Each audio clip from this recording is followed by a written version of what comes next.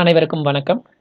இந்த வீடியோல நம்ம வந்து டிஎன்பிஎஸ்சில ஜாப் நோட்டிஃபிகேஷன் வந்து ரிலீஸ் பண்ணியிருக்காங்க. அத பத்தின டீட்டெயில்ஸ் நம்ம வந்து பார்க்கலாம்.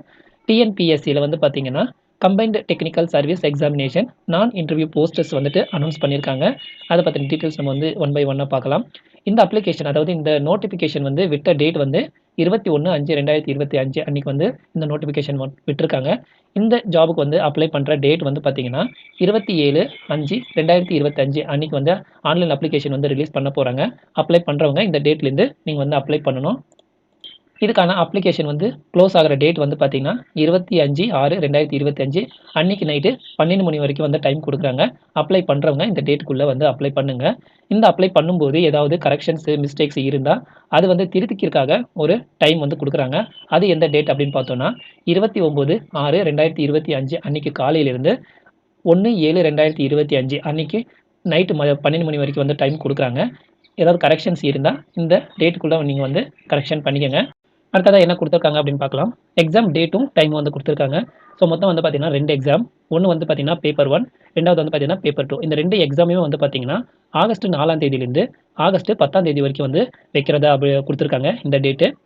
அடுத்ததா என்ன குடுத்துருக்காங்க அப்படின்னு பார்க்கலாம்.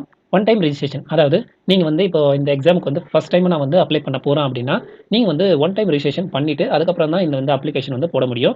இல்ல ஏற்கனவே நான் வந்து ரிஜிஸ்டர் பண்ணியிருக்கேன்னா, நீங்க வந்து டைரக்ட்டா நீங்க வந்து லாகின் ஐடி பாஸ்வேர்ட யூஸ் பண்ணி நீங்க வந்து டைரக்ட்டா வந்து இந்த எக்ஸாமுக்கு வந்து நீங்க வந்து அப்ளை பண்ணிக்கலாம். இது வந்து பார்த்தீங்கன்னா, சப்ஜெக்ட் பேப்பர். அதாவது நீங்க வந்து ஆன்லைன் அப்ளிகேஷன் போடும்போதே, நீங்க வந்துட்டு பேப்பர் 2க்கு வந்துட்டு எந்த சப்ஜெக்ட் நீங்க வந்து எழுத போறீங்க அப்படின்றத சூஸ் பண்ணிடுங்க அப்படின்றது அவங்க வந்து சொல்லியிருக்காங்க. அடுத்ததா என்ன குடுத்துருக்காங்க அப்படின்னு பார்க்கலாம். Post and vacancies. அதாவது என்னென்ன போஸ்ட் வந்து அனௌன்ஸ் பண்ணியிருக்காங்க, எந்த டிபார்ட்மெண்ட்ல வந்து அனௌன்ஸ் பண்ணியிருக்காங்க, அதுக்கான வேகன்சி எவ்வளோ, அதுக்கான சேலரி எவ்வளோ அப்படின்றத இந்த டேபிள்ல வந்து காலம் போட்டு காமிச்சிருக்காங்க பாருங்க. ஸோ போஸ்டிங் வந்து பார்த்தீங்கன்னா, ஃபர்ஸ்ட் வந்து அசிஸ்டன்ட் இன்ஜினியரிங் போஸ்டிங்லேருந்து பிடிச்சு பார்த்தீங்கன்னா, மொத்தம் 47 போஸ்டிங் வந்து அனௌன்ஸ் பண்ணியிருக்காங்க.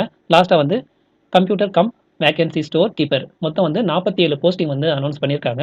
இதுக்கான மொத்த வேகன்சி வந்து பார்த்தீங்கன்னா, 615 வேகன்சி இருக்கு. ஸோ எல்லா டிபார்ட்மெண்ட்லயும் வந்து அனௌன்ஸ் பண்ணியிருக்காங்க. ஸோ என்னென்ன ஜாப் வேகன்சி இருக்கு அப்படின்றத நீங்க வந்து பார்த்துக்கங்க. ஸோ அதுக்கான சேலரி வந்து பார்த்தீங்கன்னா, அவங்க வந்து லெவல் 20 பிரகாரம் வந்து ஒவ்வொரு ஜாபுக்குமே எந்தெந்த ஜாபுக்கு வந்து எவ்வளோ சேலரி குடுக்க போறோம் அப்படின்றத இந்த காலம்ல வந்து குடுத்துருக்காங்க. அதாவது லெவல் 20லேருந்து லெவல் 8 வரைக்கும் சேலரி வந்து குடுக்குறாங்க. அடுத்ததா வந்து பார்த்தீங்கன்னா, ஏஜ் லிமிட்ட பத்தி குடுத்துருக்காங்க. ஸோ மினிமம் வந்து உங்களுக்கு 21 வயசு தாண்டி இருக்கணும் அப்படின்னு சொல்லி போட்டுருக்காங்க. உங்களுக்கு வந்து 21 வயசு ஆயிருக்கணும். இந்த ஜாப்க்கு வந்து அப்ளை பண்ணணும் அப்படின்னா, மேக்ஸிமம் ஏஜ் வந்து பார்த்தீங்கன்னா, ஒவ்வொரு போஸ்ட்டுக்குமே வந்து ஒரு ஒரு மாதிரி வந்து குடுத்துருக்காங்க. ஸோ வந்து பாருங்க டேபிள் போட்டு குடுத்துருக்காங்க. ஸோ இது வந்து ஜெனரல் கேட்டகரிக்கு வந்துட்டு இந்த டேபிள் வந்து போட்டு குடுத்துருக்காங்க. ஜெனரல் கேட்டகரிக்கு வந்து பார்த்தீங்கன்னா, 32 வயசு தாண்டி இருக்கக்கூடாது. அதுவும் பார்த்தீங்கன்னா, இந்த போஸ்டிங்ஸ்க்கு எல்லாமே 32 வயசு வந்து தாண்டி இருக்கக்கூடாது அப்படின்னு சொல்லி மென்ஷன் பண்ணியிருக்காங்க. இதுல ஏஜ் கன்செஷனும் இருக்கு ஜெனரல் கேட்டகரிக்கு. இதுல வந்து பார்த்தீங்கன்னா, பிடபிள்யூடி கேட்டகரிக்கு வந்து 42 வயசு வரைக்கும் குடுக்குறாங்க. எக்ஸ் சர்வீஸ்மென்ஸ்க்கு வந்துட்டு இந்த ஜாப்க்கு வந்து பார்த்தீங்கன்னா, 50 வயசு வரைக்கும் குடுத்துருக்காங்க. அதுக்கப்புறம் டிஸ்பியூட்டட் விடோ வந்து எந்த ஏஜா இருந்தாலும் பரவாயில்ல. அவங்களுக்கு வந்து நோ ஏஜ் லிமிட் அப்படின்றதையும் குடுத்துருக்காங்க. ஸோ அவங்க வந்து தாராளமா வந்து அப்ளை பண்ணலாம் அப்படின்றது சொல்லியிருக்காங்க. ஸோ அதுக்கப்புறம் வந்து பார்த்தீங்கன்னா, கீழ வந்து சிஸ்டம் மேனேஜர் இவங்களுக்கு வந்து பார்த்தீங்கன்னா, 35 வயசு வந்து தாண்டி இருக்கக்கூடாது அப்படின்னு சொல்லி போட்டிருக்காங்க. ஸோ ஒவ்வொரு போஸ்ட்டுக்குமே வந்து பார்த்தீங்கன்னா, ஒவ்வொரு ஏஜ் லிமிட் வந்து குடுத்துருக்காங்க. அத வந்து பார்த்துக்கங்க. நீங்க வந்து எந்த ஜாப்க்கு வந்து அப்ளை பண்றீங்களோ, அந்த ஜாபோட ஏஜ் லிமிட் வந்து நீங்க ஒரு வாட்டி பார்த்துக்கங்க.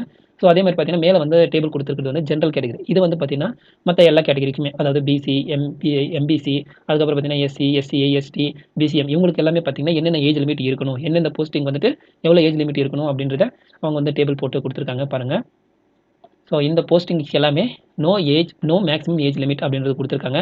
ஸோ எந்த ஏஜ் லிமிட்டும் இல்லாம எந்த ஏஜ்ல இருந்தாலும் இந்த போஸ்டிங்ஸ் எல்லாமே வந்து நீங்க வந்து அப்ளை பண்ணலாம் அப்படின்றதையும் குடுத்துருக்காங்க. ஸோ அதுக்கப்புறம் பார்த்தீங்கன்னா, கீழ வந்து பாருங்க assistant engineer electrical and civil இவங்களுக்கு வந்து பார்த்தீங்கன்னா, ஏஜ் லிமிட் வந்து குடுத்துருக்காங்க. ஸோ 37 வயசு வந்துட்டு மேக்ஸிமம் ஏஜ். அதுக்கப்புறம் பார்த்தீங்கன்னா, இந்த பிடபிள்யூ கேட்டகரி அதுக்கப்புறம் பார்த்தீங்கன்னா, எக்ஸ் சர்வீஸ்மென் இவங்களுக்கெல்லாம் வந்து பார்த்தீங்கன்னா, 47 வயசு, 55 வயசு, 39 வயசு இருக்கு. நீங்க வந்துட்டு எந்த போஸ்டிங் வந்துட்டு எந்த கேட்டகரி நீங்க வர்றீங்களோ, அதோட ஏஜ் லிமிட்ட நீங்க வந்து பார்த்துக்கங்க அப்ளை பண்றதுக்கு முன்னாடி. எஜுகேஷன் குவாலிஃபிகேஷன் வந்து பார்த்தீங்கன்னா, ஒவ்வொரு போஸ்ட்டுக்குமே வந்து என்னென்ன எஜுகேஷன் குவாலிஃபிகேஷன் இருக்கணும் அப்படின்றத டேபிள் போட்டு 47 போஸ்ட்டுக்குமே வந்து என்னென்ன போஸ்ட்டுக்கு வந்து என்னென்ன வந்து டிகிரி வந்து நீங்க முடிச்சிருக்கணும், என்ன மாரியான கோர்ஸ் நீங்க வந்து கம்ப்ளீட் பண்ணியிருக்கணும் அப்படின்றத அவங்க வந்து டேபிள் போட்டு 3 பேஜ்ல வந்து குடுத்துருக்காங்க. டிகிரி படிச்சவங்க இந்த ஜாப்ஸ்க்கு வந்து அப்ளை பண்ணலாம்.